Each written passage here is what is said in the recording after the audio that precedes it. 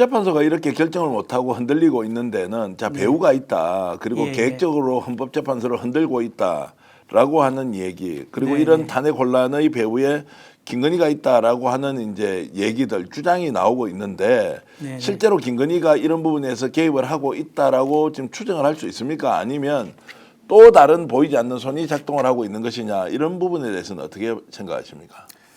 예, 뭐 저는 분명히 보이지 않는 손이 작동한다고 확신합니다. 예, 왜 그러냐 하면 일단은 1월 6일 날과 1월 7일 날 권성동이가 헌재 사무처장을 만났잖아요. 예, 예. 뭐 만나가지고 이런 얘기를 했다고 이제 기자들을 통해서 밝혔지만 거꾸로 생각하면 됩니다.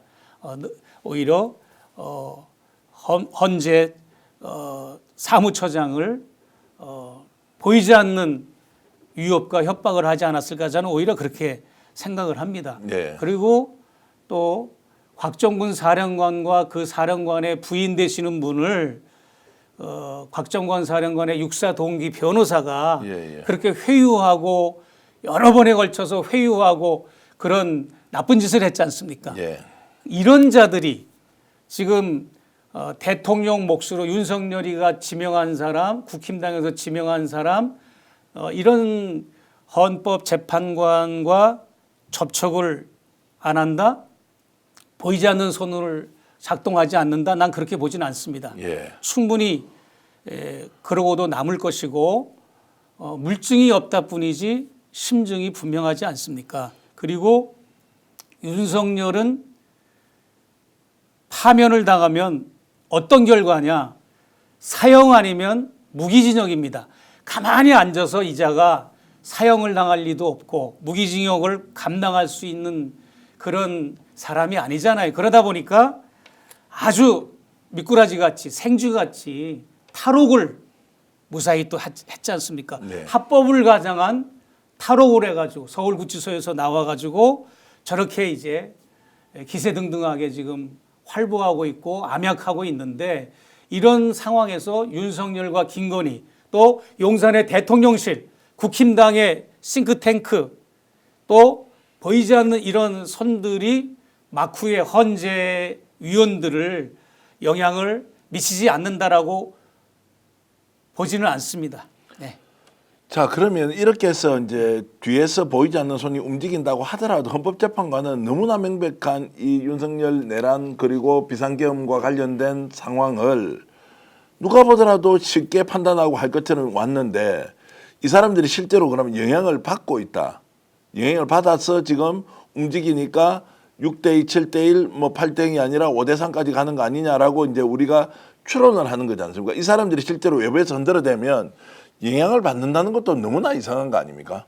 이제 이런 게 있습니다. 국민들께서 우려하시는 거와 달리 뭐 몇 대 몇 때문에 지금 5대3이니 뭐 7대1이니 뭐 6대2니 이런 것 때문에 파면 인용 이런 문제가 발생하는 것이 아니라 선고기를 지정 못하게 막는 거죠. 뻔한 겁니다. 저는 이 헌재 8명이 탄핵 인용 네. 하면은 다 일치한다고 생각을 합니다. 예. 어느 정도까지인지 아십니까? 우리가 요 박근혜 탄핵 파면할 때를 한번 복기해 보십시오. 안창호라고 하는 보수 인사가 있지 않습니까? 네. 그분이 그때 당시 헌법재판관이었는데 그분이 뭐라고 마지막에 이야기를 했는가 하면 이제 이정미 헌법재판소장이 이제 그 파면을 선고할 때 이런 발언을 했어요. 1부, 2부, 3부로 나눠가지고 1부는 그동안 있었던 선고 내용을 쫙 설명을 해줍니다. 20분 동안. 그 다음에 마지막에는 피청구인 박근혜를 파면한다 하고 네.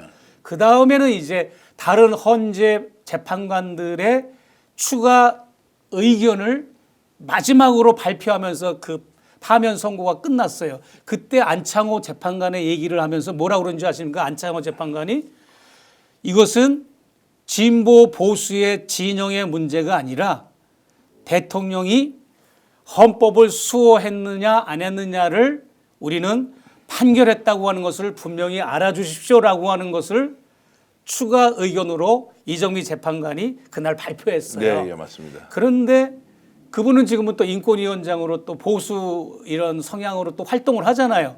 제가 하는 말은 뭐냐면 아무리 보수 성향 아니라 극우까지 넘나들 수 있는 극우 성향의 재판관이라고 해도 이 윤석열의 내란 계엄령 이 탄핵 선고에서는 불일치가 안 된다고 생각합니다. 나는 다 일치했다고 생각해요. 네. 그러나 이제 그 내용 때문에 몇 대 몇 때문이 아니라 선고기일을 하지 못하도록 딴지를 걸고 목리를 부리고 자꾸 이제 그것을 트러블을 일으키고 해가지고 그 기일을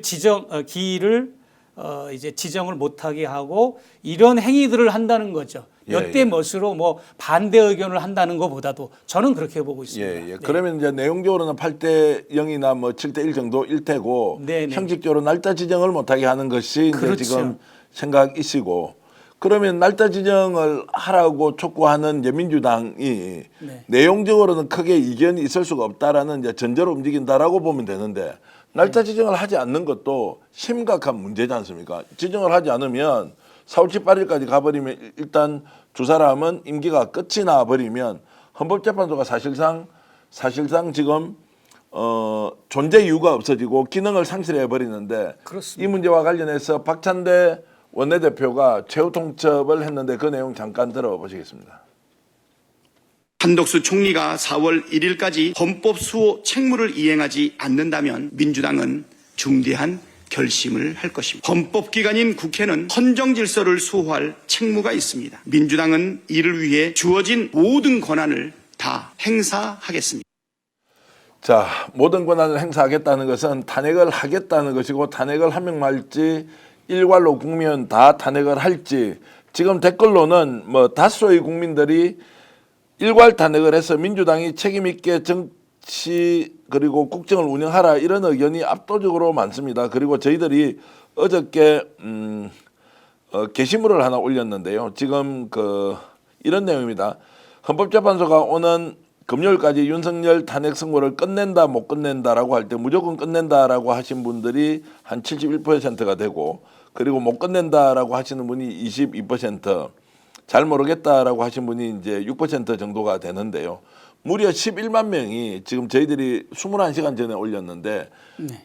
무려 11만 명이 이 내용에 대해서 답변을 주셨습니다. 이거 지금 잠깐 올릴 수 있으면 우리 김혜지 PD가 좀 올려주시고요. 자, 이만큼 지금 이번 주에 어떤 식으로든 결론을 내야 한다는 의견이 압도적으로 많고 바람이든 기대든 아니면 전망이든 이렇게 해주고 계신데 자 수요일까지 날짜 발표는 하겠습니까? 어떻습니까? 선고일 발표. 이제 똑같은 이야기의 반복인데요. 네. 예. 일부 재판관이 이제 최종 합의 판결을 이제 지연시키고 또 선고기일 지정하는 것을 이제 그걸 가지고 이제 문제를 삼고 예. 이런 거거든요. 그런데 이제 탄핵 인용 부분에 있어서는 쟁점이나 결론 이런 거는 이미 증거가 명확하기 때문에 나는 모두가 다 인용이라고 생각을 합니다. 예. 그러나 아까 말한 그런 보이지 않는 손이 작동하는 것을 영향을 받는 소수의 그 재판관들이 그 선고 기일을 통해서 뭔가 이제 탄핵 인용을 방해하고 있다는 것, 그것을 제가 이제 우려하고 있는 거고요.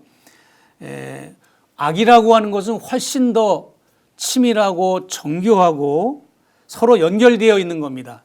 그러다 보니까 계획적이고 수단 방법을 가리지 않는 거죠. 그러다 보니까 지금 여기까지 지금 국민들이 화병이 날 정도로 열불이 날 정도로 예. 지금 선고기일을 지정하지 못하고 있는데 저는 이렇게 제안하고 싶어요. 문용배 소장 권한대행께서 일부가 헌재 재판관 일부가 반대해도 재량권으로 선고기일을 일방적으로 그냥 지정해야 된다고 저는 예. 그렇게 생각을 합니다. 네. 자, 그 길만이 네. 스픽스는 말하는 언론입니다. 대세는 유튜브, 그중에서 스픽스. 좋아요, 댓글, 구독, 알림 설정. 여러분이 저희를 사랑해 주시고 우리가 여러분을 사랑하는 4가지 방법입니다.